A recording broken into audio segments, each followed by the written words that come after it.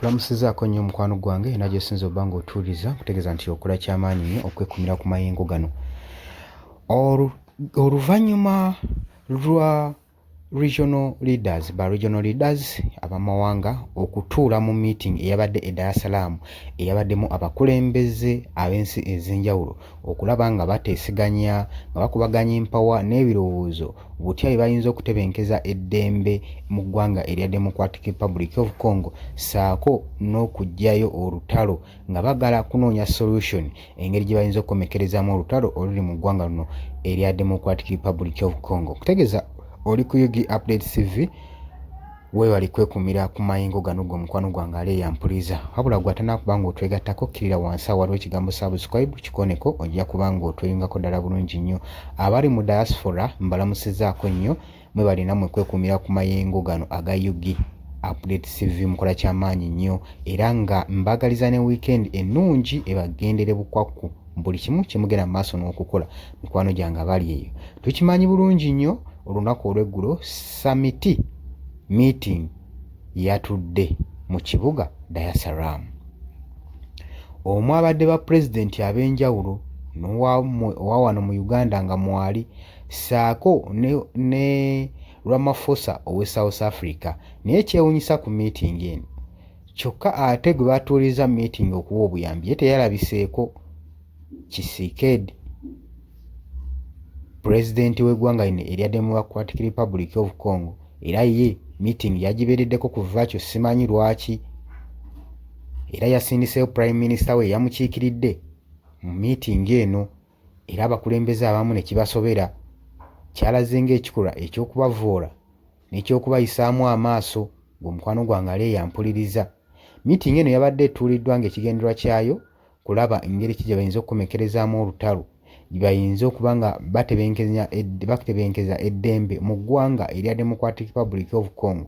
erimaze akaseera kati akeekulungudde okuva olutalo lwatandika ne lunyinyiitiira mu ggwanga eryo mu buvanjuba bw'eggwanga eryo n'eri mu Northern Kivu. Kaakati tukimanyi bulungi abayeekera baasalako ekibuga Goma era ne bakiwamba era ne bamala ne bakola ne gavumenti yaabwe empya ne balonda ne ba governors abagavaninga ekibuga ekyo Goma kye baawamba. Twogera ku bayeekera ba M23 ng'omukwano gwange ali eyampuliriza era abantu bangi nkuyanja balabiddwako nga basembugola obwabwe nga baviira ekibabu nga beetegula nga balunya obubudamu ewalala. Wabula meeting eno yagendereddwamu okulaba nga boogera ne bakulu b'akabinja kano abayeekera ba M23 basobole okuba nga baggulawo ekisaawe ekya Goma basobole okuba nga balijja bafulayinge bajje boogeremukko nabo bye bigendererwa bya meeting eno. So n'ekirala okulaba bwe bayinza okukomekereza basobole okuba nga bava mu kibuga Goma bazze eddembe mu ggwanga eryo. Naye abayeekera ate bo omuganda wange missoni zaabwe endala nnyo bagamba nti kakati sayiti zaffe bwe twamaze okuwamba ekibuga Goma ne tulabako ne tuwamba ne bu town obuliraanyeewo bu territories kati sayiti zaffe tulengera kibuga Kinshasa era bagamba bali close banaatera okuba nga bakituukako nakyo baagala kukyeddiza. Njukira entambula ez'oku mazzi baazisiba saako n'ez'omu bbanga baazisiba. Kati summit meeting eno yabadde egendereddwamu okulaba ngeri gye bayinza tulamu n'abasajja bano bateeseganye ku kuzza eddembe kutebenkeza eddembe mu ggwanga erya Democratic Republic of Congo. Naye mu meeting eno Paul Kagame yatuse ng'alaga ino meeting emukwatako nnyo ng'alaga ali concerned nnyo n'agamba nti nno mbasajja mmwe sibategeera mutusibyeko olutalo mululeese mulutadde ku bibegabega byaffe tuvuddeyo enfunda nnyingi nga n'olutalo embeera tennasajjuka ne tuwegayirira Democratic Republic of Congo eve yadressinge ku nsonga z'olutalo luno olugenda mu maaso mu ggwanga lyayo naye bonna olutalo baluteeka kufe. Agamba nti olutalo luno lwatandikira mu ggwanga erya Congo tilwatandikira mu Rwanda. Sira lwaki mulutusibako? Olutalo olwo lwatandikira ddala eri mu Congo era agamba luno olutalo si lwa byanfuna si lwa byabufuzi wabula olutalo luno is a fenic war lutalo lw'amawanga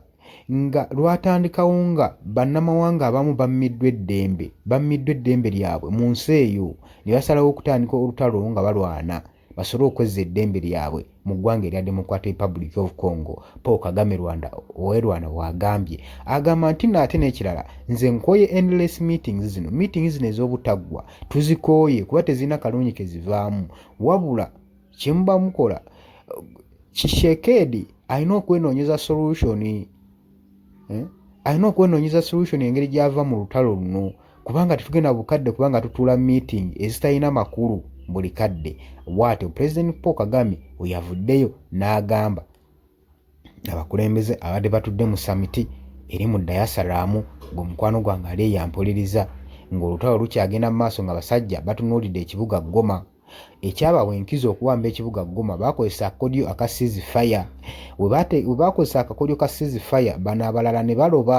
mu kuloba abalabe baabwe bo ne bagenda mu maaso nga bakonkwalinga nga bagaziya territories zaabwe gwe mukwano gwange ali yampuliriza so embeera bwetyo webadde ekyali n'ebyo ebyavudde mu samiti meeting byebyo gwe mukwano gwange ali yampuliriza bategeeza nti obadde ku Yugi Update Civic sinzi oba ng'otuwuliriza era gwe atannatuyinga kukkirira wansi waliwo ekigambo subscribe ojja kubusula nnyo otwegattako mbaagaliza weekend ennungi era nga tugenda kuba nga tukomawo nga tubaweereza mbaagala nnyo mweraba